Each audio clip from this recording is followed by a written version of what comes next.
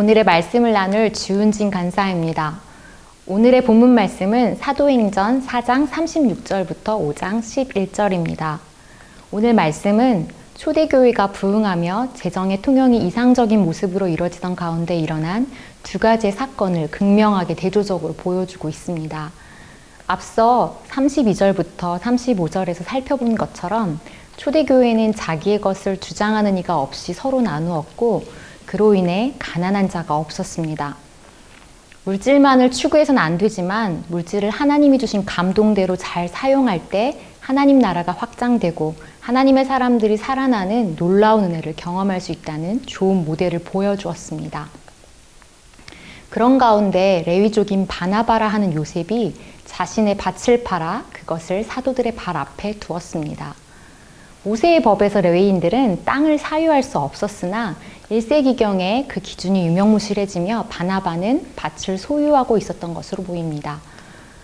그의 이름의 뜻이 위로의 아들인 것을 보아 알 수 있듯 평소 다른 이들을 위로하고 격려하고 섬겼을 그의 성품에 따라 그는 자신의 밭을 팔아 사도들의 발 앞에 두었습니다. 자신의 이름을 내거나 생색내지 않고 사도들의 발 아래 두어 사도들을 통해 섬기게 하는 아름다운 자발적 헌신이었습니다. 그 시기 많은 이들이 소유를 팔아 교회를 섬겼을 텐데 바나바의 실명이 대표로 거론되었습니다.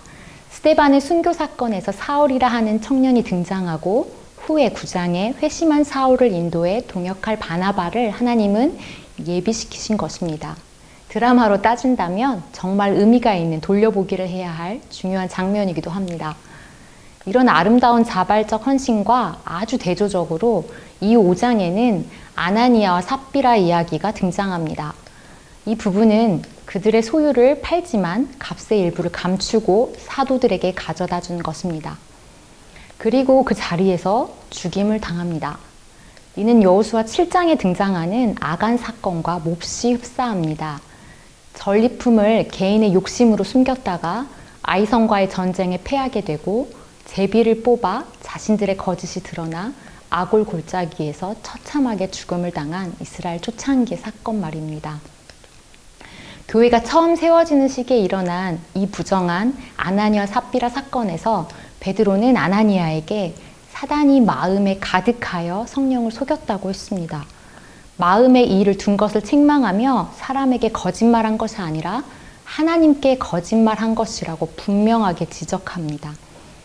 아나니아와 삽비라 입장에선 자신의 소유를 팔아 모두 바치고도 그 자리에서 죽임당한 이처럼 허망한 죽음이 어디 있습니까? 모든 소유를 다 팔아내야만 하는 착취의 현장 같은 이상한 느낌마저 들기도 합니다. 그러나 아나니아와 삽비라의 중심을 보신 하나님 앞에서 우리는 그들이 행한 거짓과 기만, 배신을 살펴봐야 합니다. 전 소유를 다 가져오라고 요구하진 않았습니다. 다른 이들은 앞서 언급한 바나바와 같은 자발적 헌신이었습니다. 그들이 감추고 떼어 먹으며 모두 다 낸 것처럼 하나님을 속인 것이 문제였습니다. 그들의 헌신은 자발적이고 순수한 의도가 아니었기에 그들은 감추었습니다. 그들의 마음의 욕망과 유익을 추구하는 마음, 사람들에게 인정받고 칭찬받는 것이 하나님보다 앞섰다고 볼 수 있습니다. 우리가 잘 아는 사형리의 원 그림처럼 우리 마음의 왕좌에 우리 자신이 있어 우리 자신이 드러나고 인정받는 자신의 유익과 욕망을 추구하다 보면 사람을 속이고 하나님을 속이게 됩니다. 초대교회의 시작 가운데 그들이 성령과 하나님을 속인 것이 묵과되었다면 하나님의 뜻이 교회 안에 바로 서기가 어려웠을 것입니다. 고린도전서 5장 5절의 말씀처럼 이들의 육체가 죽더라도 그들의 영이 살아나는 것이 더 중요해서인지도 모르겠습니다. 그들을 죽이신 하나님의 뜻을 정확하게 이해할 수는 없지만 이 사건에서 우리는 절대적 교훈을 얻을 수 있습니다. 하나님은 중심을 보시고 성령을 속이는 자들을 결코 내버려 두지 않는다는 것입니다. 악한 자들이 득세하는 것처럼 보여도 하나님은 반드시 당신의 공의를 실현해 가십니다. 그 하나님 앞에 우리 믿음의 사람들은 말씀과 기도로 정결케 스스로를 무장해야겠습니다. 베드로는 아내 삽비라에게 너희가 함께 꾀하여 주의 영을 시험하려 하느냐라고 책망하였습니다.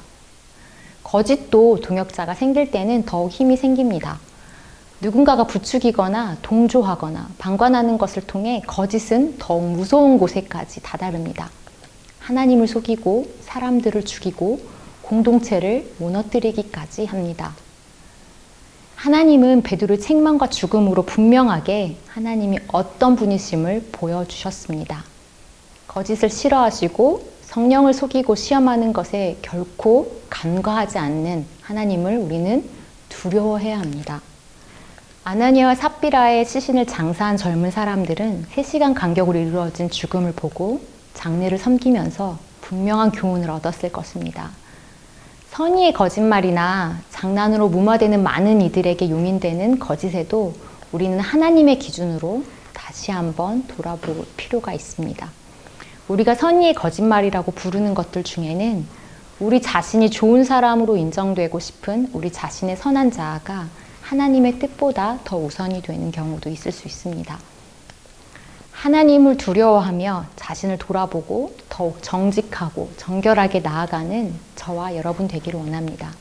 하나님은 탁월한 사람보다 하나님이 드러나기 쉬운 깨끗한 사람을 쓰신다고 하셨습니다. 성령을 속이지 않으며 매일매일 경건의 훈련을 포기하지 않고 찰나의 영성으로 끊임없이 하나님께 물으며 행하고 말하는 저와 여러분이 되었으면 좋겠습니다. 코로나로 온라인으로 소통하는 일이 훨씬 많아진 요즘 메시지나 SNS 소통 가운데서도 철저하게 하나님을 두려워함으로 감당하기를 소망합니다.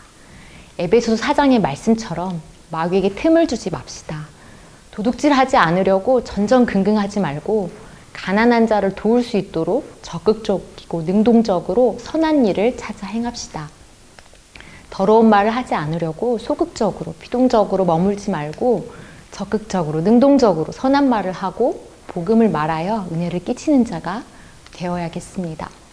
우리가 할 수 있는 구체적인 액션 포인트를 생각해 보십시오.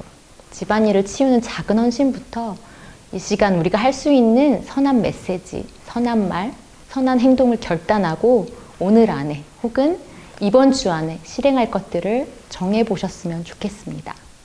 하나님 앞에 은혜를 구하며 두렵고 떨림으로 이 선한 일을 감당하고 그것을 전하는 저와 여러분 되기를 간절히 소망합니다.